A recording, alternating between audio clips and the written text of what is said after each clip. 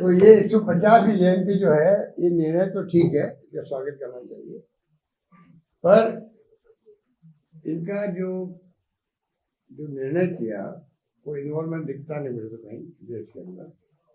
ऐसे प्रोग्राम के अंदर तो बड़े रूप में समिति बनती है, जहाँ तक मैं समझता हूँ, पता नहीं मैं बनाई बनाई, उसमें बड़े बड़े साहित्यकार पत्रकार भी होते हैं, पॉलिटिकल पार्टी लोग भी होते हैं, और इस प्रकार से बहुत तरीके के साथ में मनाया जाता है। जो पहले भी कभी महात्मा गांधी की जयंती या कोई स्थिति आई हो इतिहास की, पर पता नहीं ये क्योंकि गिल्टी कॉन्शियस है, इनका विस्तार ना कभी संविधान में रहा।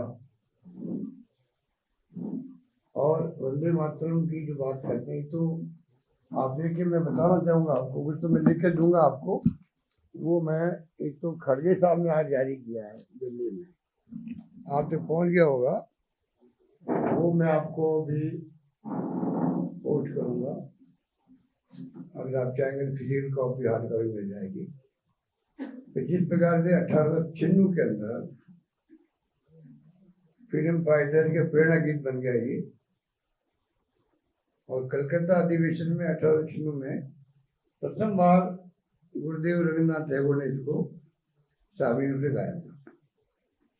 तो कांग्रेस के इतिहास के अंदर ये गीत जो है वो जब से गाया गया तब से ही हमारी ब्लॉक कमेटी हो कांग्रेस की, या जिला हो, या स्टेट हो, या अधिवेशन हो, सब में गाया ही जाता है। मेरा आरोप है कि ये लोग जो है ये विरासत को समाप्त करना चाहते हैं। फ्रीडम मूवमेंट की शानदार विरासत देश के सामने है, त्याग की, तपस्या की, कुर्बानी की, उसको भुला करके ये आरएसएस जिसका कुछ समझ नहीं था, जो अंग्रेजों के शासन के अंदर उनसे मिले हुए थे, लोग सभी तरह मिले हुए थे, तो झंडा नहीं लगाया उन्होंने 50-52 साल तक, संविधान को माना नहीं।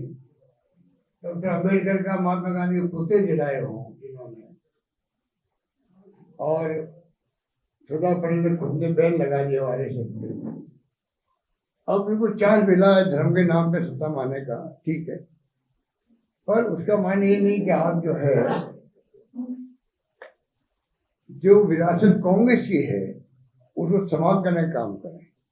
कांग्रेस की विरासत वही है जो देश की फ्रीडम मूवमेंट की विरासत थी, हमें गर्व इस बात का, इस पार्टी को फॉलो करते हैं। आपको अधिकार नहीं कि आप उनको विरासत को समाप्त कर दो और आने वाली पीढ़ी खाली आरएसएस को, बीजेपी को इतिहास में याद करे, ये मैं मंजूर नहीं, ये मैं मंजूर नहीं। ये जो आपकी अप्रोच है उसको हम स्वीकार नहीं करते। हम चाहेंगे कि ये जो क्षण है जो 50वें जयंती का, उसको आप उस ढंग से बना जिससे कि पूरा देश इन्वॉल्व हो, हिंदू, मुस्लिम, सिख, ईसाई, फारसी, जैन जो भी है, सभी का इन्वॉल्वमेंट होना चाहिए इसके अंदर। एक तरफा जैसे कोई भारतीय जनता पार्टी प्रोग्राम हो, सरकारी धन के दुरुपयोग करके सरकार इनकी है ऐसा मैसेज देने लगी है, वो बीजेपी का खुद का प्रोग्राम है, जबकि इनको पूरे मुल्क को गर्व होना चाहिए। वंदे मातरम बोलते हम लोग, सबको गर्व होता है, और कांग्रेस तो बोलते है ये जब से ये गीत गाया तब से बोलती आई है। आपने बोलना भी शुरू किया, आपका तो जो पहले वो नमस्ते सदाबस्ती लगी, यही है ना कि गीत। यू पूछो कभी आपने शाखाओं में वंदे मातरम के गीत गाया क्या, कभी गाया क्या, कभी चर्चा भी की क्या, आपने चर्चा भी की क्या कभी वंदे मातरम की? अब आप सरदार पटेल को अडोप्ट कर रहे हो। अरे आपके आरएसएस पे बैन लगाया, महात्मा गांधी हत्या के अंदर उनकी विचारधारा के लोगों का हाथ था, ये सरदार पटेल ने कहा उस वक्त में, उसको आप अपना रहे हो, उनका स्मारक बना रहे हो लोगों में मैसेज देने के लिए। ये आपकी राजनीति है। आपके दिल में ना महात्मा गांधी है, ना सरदार पटेल है, ना ये आपका वंदे मातरम गायन है। ये तो कांग्रेस की विरासत है, इसको आप छुड़ाना चाहते हो, ये हमें मंजूर नहीं है।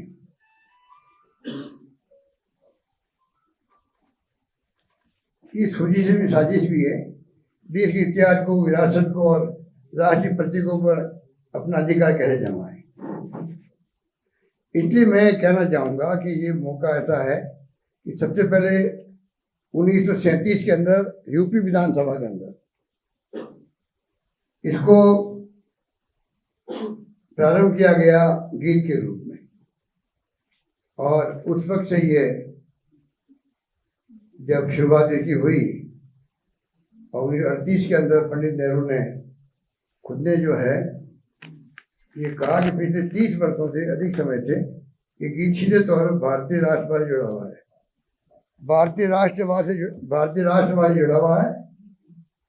ऐसे जनता के गीत न तो किसी के मन पर थोपे जाते, न ही अपनी मर्जी से ये अपना आप ही ऊंचाई प्राप्त कर लेते हैं।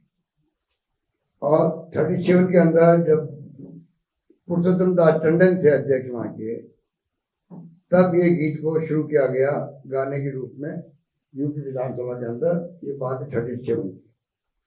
उसी वक्त जो है फिर पंडित जवाहरलाल नेहरू, मौलाना आजाद, सुभाष चंद्र बोस, रविन्द्रनाथ टैगोर, आचार्य नरेंद्र देव के नेतृत्व में भारतीय राष्ट्रीय कांग्रेस ने औपचारिक रूप से इसको वंदे मातरम को राष्ट्रीय गीत के रूप में मान्यता दी। आप कल्पना कीजिए, इतिहास गर्व करने लायक है। उसमें अभी ये सत्ता में आ गए अलग बात है। आज भी इस देश को जो कांग्रेस की है उसकी विचारधारा की है, हमारा मानना है। और जिस प्रकार से ये राष्ट्रीय स्वयंसेवक संघ और ये लोग जिस प्रकार से अंग्रेजों के साथ में रहे तो सबको मालूम है, पर दोनों गीत जो है जनगण मन भी और ये वंदे मातरम भी, इन दोनों पे कांग्रेस गर्व करती है। और इसीलिए मैं कहना चाहूँगा कि जिस प्रकार से ये जो तरीका अपनाया उन्होंने और जिस खतरनाक तौर से चल रहे हैं, राजनीति कर रहे हैं जनबल के आधार पर, और बड़ी विचारधारा की होनी चाहिए, वो होने की बजाय ये जिस प्रकार धर्म के नाम पर राजनीति करके चुनाव जीत रहे हैं। और मेरा मानना है कि जनता अब धीरे धीरे समझ गई है और आने वाले वक्त के अंदर इनको जवाब मिलेगा जनता से भी। आज दबाव में इलेक्शन कमीशन हो, चाहे वो देख लो राहुल गांधी जी ने जो वोट चोरी वाली 3 प्रेस कॉन्फ्रेंस की है, पूरा देश हिल गया है कि ये वोट चोरी से चुनाव जीतेंगे तो मायने क्या होगा लोकतंत्र का। तो लोकतंत्र को खतरा जिस मुल्क में हो, जुडिशरी दबाव में, एजेंट इनके पास दुरुपयोग कर रहे हैं लोग, लंबी कहानी में रोज बोलता रहता हूँ, मुझे कहने की आवश्यकता नहीं है। इसलिए मैं इस मौके पर आपको याद किया कि अब ये जो है विरासत को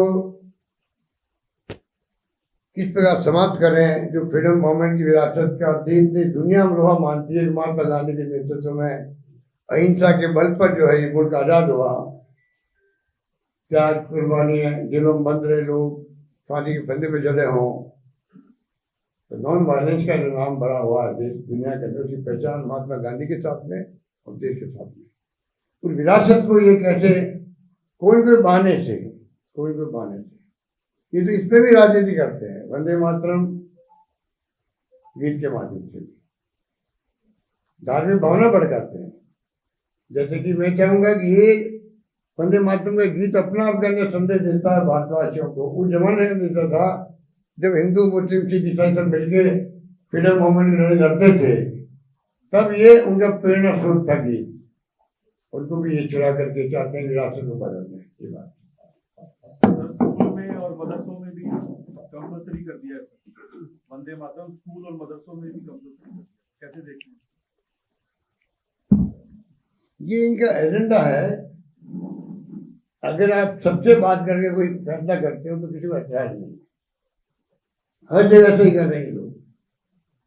इवन आप इलेक्शन कमीशन जो है ये SIR की बात करते हैं। अगर वो मान लो SIR के सब पार्टी बुलाते बात करते तो ये हमारा ट्रांसपेरेंट चाहते हैं कि इसमें कोई कमी नहीं रह जाए। और तो आईटी का जमाना, इसलिए हम चाहते हैं कि आप सबका सहयोग चाहिए, सुझाव दीजिए। कोई स्थिति नहीं बनती है, पर जो पकड़े गए एक जगह पर, उसके बाद में आप स्वीकार नहीं करो, जांच नहीं करवा रहे हो, उसके बाद एफिडेविट दो। क्योंकि पूरा एजेंडा ये है कि इस प्रकार से हम अपनी बात को थोपें। एक गहलोत साहब जब सत्ता पक्ष अपने सत्ते के पावर के खंडित करते जा रहा, तो कांग्रेस अपना क्या कर रही है? कांग्रेस का भी क्या कर्तव्य है? काय के लिए कहा आपने? जब सत्ता पक्ष अपने सत्ता की पावर की मिसयूज कर रहा है, हर चीज खंडित करते जा रहे, विधान को भी कर रहे, वही तो कांग्रेस तो अपना अभियान चला ही नहीं। कांग्रेस तो अपना अभियान चला सकती नहीं प्रदेश के अंदर, हम वायलेंस तो हम कर नहीं सकते। इनका विश्वास वायलेंस में है, हमारा विश्वास नॉन वायलेंस में है। हमारा हर एक्शन, हमारा हर धरना प्रदर्शन नॉन वायलेंस के आधार पर होगा।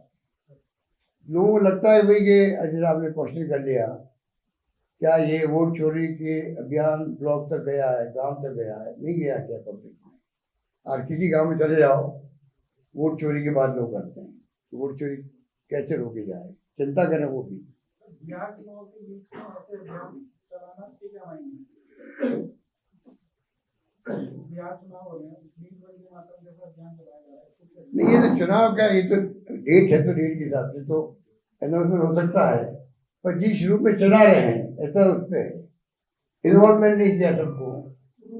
भाई आप बिहार के अंदर जब 10,000 में बांटे जा रहे हैं, चुनाव चल रहा है, ऐसा कभी हुआ क्या? अटल बिहारी वाजपेयी जी जब प्राइम मिनिस्टर थे और नेशनल हाईवे बनी थी, सब जगह उनके बोर्ड लगे थे, फोटो वाजपेयी जी की बोर्ड लगे थे, आपको याद हो गई लोगों को। चुनाव शुरू हुए पार्लियामेंट के, कोड ऑफ कंडक्ट लागू हुआ, उसी दिन आदेश दिया गया, इलेक्शन कमीशन आदेश दिया, तमाम बोर्ड हटने चाहिए वाजपेयी जी की। तो प्राइम मिनिस्टर थे उस तभी हटे ना बोर्ड। अब जो देखिए आप, इलेक्शन कमीशन की मिली भगत जो सरकार से है और जिस रूप में वो फैसले कर रहा है, जवाब दे रहा है एलओपी को, उसको अपन क्या कहेंगे? तो आपका जो क्वेश्चन तो मौलिक क्वेश्चन है, तो स्थिति है कि हम तो बात ही कर सकते हैं, पब्लिक को आगे आना पड़ेगा। राहुल गांधी ने क्या कर पड़ता हूँ भाई, मैं तो मेरा काम कर रहा हूँ, पब्लिक भी आ गया है, जनप्रतिनिधि आ गया है, देश को बचाना सबको मिलकर बचाना पड़ेगा ना हमें।